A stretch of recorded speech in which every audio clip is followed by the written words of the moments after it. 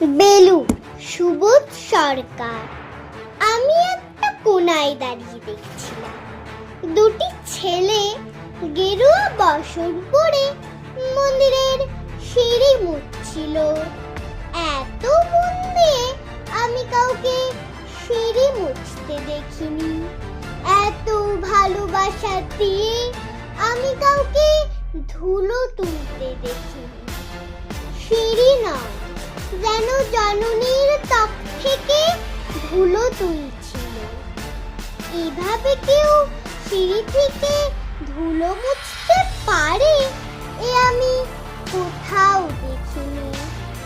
স্থিতপ্রজ্ঞ মহারাজকে জিজ্ঞাসা করলাম, এই ছেলে দুটি কে?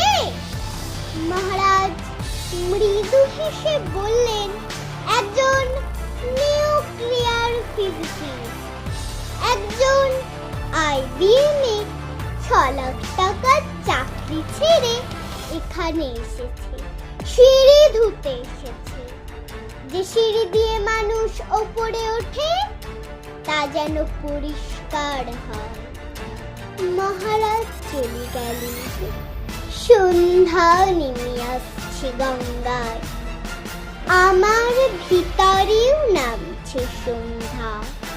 সারা পৃথিবীতে এত সিঁড়ি, সিঁড়িতে সিঁড়িতে এত দাগ, এত ক্রোধ, এত অপমান। আরতি শুরুর আগে মনে হলো যে সিঁড়ি মুছতে পারি না সে কোনো দিন মানুষের চোখের জল মুছতে পারবে না। নমস্কার।